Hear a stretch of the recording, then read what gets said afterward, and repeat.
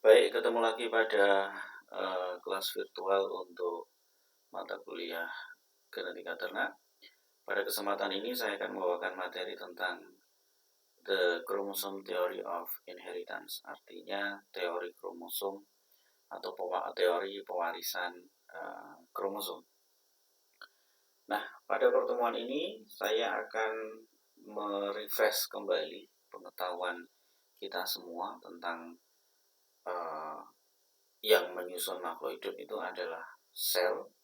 Nah, di dalam sel ini terdapat yang namanya inti sel, di mana di dalam inti sel ini terdapat informasi genetik yang dibawa. Nah, informasi genetik ini berada dalam bentuk kromosom. Nah, kromosom ini di dalamnya ada untaian DNA yang panjang sekali, dan di setiap bagian segmen DNA khusus itu ada yang dinamakan gen. Nah, gen inilah yang membawa sifat tertentu yang akan diekspresikan dalam bentuk fenotip. Kalau Anda semua lihat di sini ini adalah contoh dari kromosom manusia. Ada 23 pasang, ya. 22 itu kromosom autosomal atau kromosom yang terkait dengan non kelamin, sementara satu pasang terkait dengan kelamin. Nah, ini XY berarti dia jantan atau laki-laki, tetapi kalau XX adalah perempuan. Nah, yang perlu diingat adalah setiap kromosom ini selalu berpasangan, kondisinya homolog. Nah, kromosom 1, kromosom 2, kromosom 3, 4, dan seterusnya.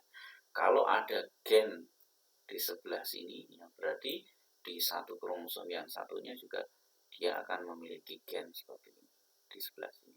Jadi gen itu selalu pair dalam berpasangan. Si kromosom ini juga harus homolog, jumlahnya juga harus berpasangan. Karena ini adalah dalam makhluk hidup, bukan dalam sel gamet. Nah, ini yang saya sampaikan tadi, kromosom ya, dia di dalam DNA. Nah, di tiap DNA, di dalam DNA ini ada segmen gen tertentu. Nah, ini seperti ini gennya. Nah, terus tiap gen ini nanti akan menghasilkan yang namanya protein tertentu. Nah, protein inilah nantinya akan mengontrol dari sifat ataupun mengontrol dari metabolisme dari ternak tertentu atau metabolisme tertentu. Nah, pertanyaannya sekarang adalah bagaimana kita mengetahui lokasi gen di dalam kromosom. Nah, materi ini saya ambil dari bukunya Pearson tahun 2011. Ini ada di chapter 15 ya. Nah, seperti yang disampaikan sebelumnya, heredity factor atau yang terkait dengan hereditas itu dikontrol oleh yang namanya gen, atau Mendel's heredity factor itu adalah gen. Nah, sekarang currently ya, tahun 2011 itu sudah bisa dilihat lokasi gen pada kromosom. Nah, dengan cara apa? Dengan cara mengisolasi kromosom dan kemudian diberikan pewarna. Nah, contohnya seperti ini. Ini adalah gen pada kromosom tertentu, dan tadi saya sampaikan dia harus dalam bentuk pair, dalam bentuk berpasangan. Pasangan yang mana? Pasangan yang ini. Ini ketika diwarnai gen tertentu, dia nanti akan kelihatan, dan ini merupakan pasangannya. Nah, terus kemudian konsep yang Mendel sebutkan ketika berbicara tentang teori dari kromosom itu, bagaimana kromosom diturunkan. Nah, pertama kali yang perlu dipahami adalah kita harus mengerti dulu yang namanya di dalam sel itu ada pembelahan meiosis dan pembelahan mitosis. Ya, untuk mitosis itu sendiri dari 2N menjadi 2N ya, tetapi kalau meiosis itu 2N menjadi N. Nah, meiosis ini hanya terjadi pada yang namanya organ kelamin. Nah, kromosom itu sendiri mengalami dua hal. Yang pertama adalah segregasi. Segregasi itu artinya pemisahan. Nah, begitu nanti segregasi selesai, ketika terjadi yang namanya fertilisasi atau pembentukan individu baru, dia akan mengalami independent assortment, artinya dia akan mengalami yang namanya ketemunya juga independen bebas. Nah, ini terkait dengan namanya chance atau probability. Kemungkinannya probability. Seperti contoh kemungkinan kromosom X ketemu dengan kromosom Y, atau kromosom X ketemu dengan kromosom X, itu kan probability-nya setengah-setengah, 50%, 50%. Nah, perilaku kromosom selama proses meiosis ini dapat menjelaskan tentang dua hukum Mendel yang sangat terkenal, yaitu hukum tentang segregasi atau pemisahan dan hukum penyatuan yang sifatnya secara bebas. Nah, dapat saya jelaskan bagaimana dua hukum Mendel tersebut, jadi law of segregation dan law of independent assortment, dari proses persilangan atau proses perkawinan yang dicontohkan Mendel adalah kacang polong. Jadi kacang polong ini ada yang warnanya kuning bulat, dia disilangkan dengan warna hijau kerut atau hijau kisut. Nah, ketika kuning bulat ini dia dominan semua, jadi homozigot dominan, berarti dia akan memiliki alel yang membawa warna kuning, alel yang membawa warna ya, gen yang membawa warna, kemudian ada gen yang membawa bentuk. Jadi ini berarti diasumsikan ini semua adalah dominan, berarti Y besar, Y besar, R besar, R besar. Sementara kalau yang satunya ini resesif semua, berarti opposite dari warna kuning yaitu hijau, yaitu Y kecil, Y kecil, R kecil, R kecil. Ketika terjadi proses meiosis, maka di sini akan terbentuk dua gamet. Gamet apa? Tidak terbentuk dua gamet. Gamet yang membawa informasi R dan R besar, dan yang membawa informasi Y kecil. Nah, jadi dalam satu gamet nanti akan membawa dua informasi. Sementara yang resesif juga sama, dia akan dalam satu gamet akan membawa dua informasi. Nah, ketika gamet dan gamet ini ketemu, maka akan terjadi yang namanya kombinasi. Jadi yang ingat tadi, setiap kromosom harus homolog, satu. Yang kedua adalah setiap gen harus berpasangan. Nah, berarti R besar di sini nanti akan berpasangan dengan R kecil, Y besar di sini akan berpasangan dengan Y kecil. Jadilah kemudian nanti kombinasinya dari anak yang dihasilkan R1-nya adalah Y besar, Y kecil, R besar, R kecil semuanya. Nah, ketika ini dua nanti disilangkan, ya otomatis dia nanti akan membuat gamet lagi. Nah, gamet yang akan diproduksi otomatis jumlahnya atau informasi yang dihasilkan akan semakin banyak. Contohnya ini kalau ada R besar, R kecil, R terus kemudian Y besar, Y kecil, berarti nanti akan ada kombinasi gamet R besar, Y besar, R besar, Y kecil, R kecil, Y besar, terus R kecil, Y kecil, dan seterusnya.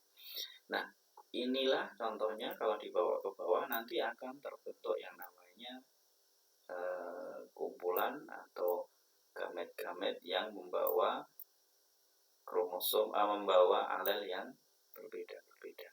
Nah, disinilah ada dua hukum itu bisa dijelaskan. Jadi law of segregation, jadi setiap alel pada setiap gen itu dia akan berpisah dalam pembuatan gamet, ya, jadi pengurangan kromosom ya. Jadi dari R dia nanti akan R besar, dia akan pisah dengan R kecil, Y besar dia nanti akan pisah dengan Y kecil. Tetapi kemudian nanti setelah adanya proses fertilisasi, setiap gen ya nanti akan bertemu atau akan mencari pasangannya sendiri-sendiri secara bebas. Jadi tidak menganut yang namanya kalau R besar harus ketemu dengan R besar, tidak. Tetapi R besar bisa ketemu dengan R kecil, Y besar bisa ketemu Y kecil dan seterusnya. Nah, kemudian kalau ini F1 ini disilangkan, kemudian di generasi F2 akan terbentuk yang namanya individu dengan komposisi ini adalah homozigot, kemudian 9 ini adalah, maaf bukan homozigot ya, kuning bulat, terus ini hijau bulat, kuning keriput, dan kemudian hijau keriput. Nah, dari sini Anda bisa memperkirakan semua kira-kira genotipnya seperti apa, komposisi dari alelnya akan seperti apa. Nah, kalau kita lihat lebih detail tadi ya seperti ini, Y besar, Y besar, R besar, R besar, Y kecil, Y kecil, R kecil, R kecil, dia akan mengalami yang namanya pembentukan gamet, ya, ini akan bersegregasi, Y besar, Y besar akan segregasi Y saja, R besar juga akan mengalami seperti itu. Nah, kemudian ini terjadi yang namanya segregasi di sini, dia berpisah, terus kemudian dia nanti akan bertemu dengan bebas. Ini adalah F2 yang dihasilkan. Sehingga karena dengan adanya kebebasan bertemu tersebut dan adanya segregasi, maka kemungkinan untuk menjadi variasi individu baru pada anak-anaknya menjadi semakin besar. Nah, selain pada cerita kacang polong tadi, ternyata ya kalau tadi tidak ada hubungannya dengan jenis kelamin, tetapi ternyata ada satu eksperimen yang telah dilakukan bahwasanya ada sifat dia yang terkait dengan jenis kelamin, atau mungkin kalau Anda tahu semua adalah linkage atau berkaitan. Contoh di sini ada lalat jantan dengan mata putih dikawinkan dengan betina mata merah. Generasi F1 semua akan memiliki warna mata merah, tetapi pada generasi F2 hanya jantan saja yang akan memiliki warna mata putih. Morgan di sini yang melakukan eksperimen ini menyatakan bahwasanya warna putih itu alelnya diperkirakan berada pada kromosom X. Jadi dia terkait dengan kromosom X. Nah, kemudian Morgan melakukan skema persilangan untuk menentukan bagaimana kromosom di si lalat tadi itu bisa diturunkan. Dapatnya seperti ini. Jadi tadi contohnya ya, di lalat dengan mata merah, kemudian lalat dengan mata putih. Nah, tadi pada generasi pertama ini adalah betina, warna matanya merah, kemudian jantan warna matanya putih. Nah, seluruh generasi F1 ini adalah warna matanya merah. Kemudian ketika F1 ini dikawinkan antar F1, jadilah F2 di mana akan ketemu si jantan ini memiliki warna putih satu-satunya. Sementara pada jantan yang lain bisa dia memiliki warna mata merah, dan betina itu warna matanya selalu merah. Nah, ketika ini disimulasikan pada yang namanya kromosom, ini contoh pada generasi parental ya, yang ini ya, yang ini ke sini. Nah, Anda lihat pada betina kromosom XX ya, dia membawa warna merah itu W+ ya, atau wild type. Nah, sementara pada jantan X dan Y dia membawa warna putih atau W, tapi yang tanpa plus. Nah, ketika dikawinkan, otomatis si kromosom XX ini dia nanti akan bersegregasi menghasilkan satu jenis sel gamet, sementara pada jantan dia akan menghasilkan dua. Jadi kromosom X dan kromosom Y karena dia bersegregasi. Nah, ketika ini nanti dikawinkan di F1 nanti akan ketemu ini ketemu dengan ini, jadinya ini W+, berarti dia ini adalah dominan, sehingga menyebabkan warna matanya merah. Sementara pada jantan ini W plus ya, artinya karena dia sifatnya wild ya, artinya membawa warna merah. Tetapi di kromosom satunya ini adalah kromosom Y.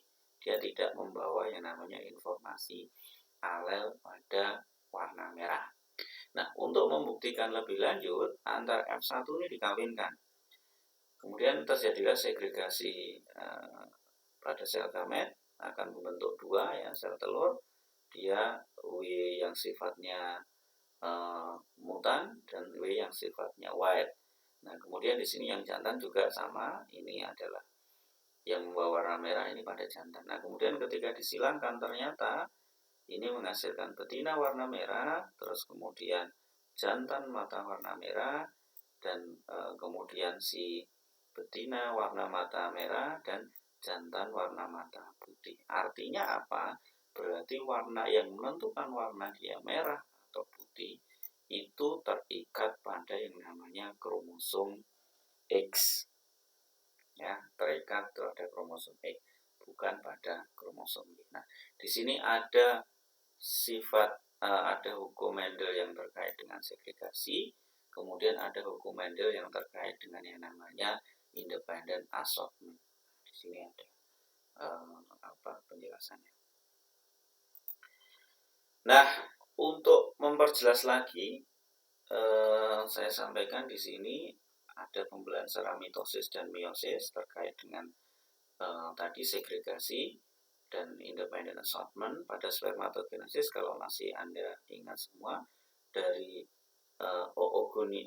dari spermatogonia yang 2N, dia akan mengalami meiosis. Nah, ketika meiosis nanti akan menghasilkan yang namanya 4 sel gamit. Nah, masing-masing ini adalah N. Kalau di sini dari sini 2N. Tetapi Anda lihat di sini ternyata dia mengalami yang namanya segregasi ya. Jadi biru tidak hanya berkumpul dengan biru, tetapi biru juga dia nanti akan berkumpul dengan saling bersegregasi untuk kemudian berkumpul dengan warna yang lain, kemudian menghasilkan perbedaan yang seperti ini. Kemudian di oogenesis atau di pembentukan sel gamet betina juga sama, tetapi perbedaannya adalah kalau pada spermatogonium itu menghasilkan 4 ya spermatozoa, tetapi kalau pada oogonium dia hanya akan menghasilkan 1 ovum. Nah, di sini berarti kombinasi variasi untuk segregasi dan independent assortment pada spermatogonium atau pada jantan itu kemungkinannya menjadi lebih banyak dibanding betina yang hanya 1. Tetapi dua-duanya mengalami mitosis lebih dahulu, kemudian akan mengalami meiosis untuk menghasilkan sel gamet. Berikut adalah daftar jumlah kromosom dari beberapa jenis makhluk hidup. Anda dapat lihat di sini kalau pada cat kucing itu ada haploid itu 19, berarti kalau diploidnya berarti tinggal dikalikan 2 ya. Kemudian cattle itu 30, berarti total kromosomnya ada 60, 30 pasang. Ayam ada 39, berarti total kromosomnya adalah 39 kali 2 dan seterusnya. Baik, saya kira demikian materi untuk kali ini. Terima kasih atas perhatiannya dan sampai ketemu pada materi selanjutnya.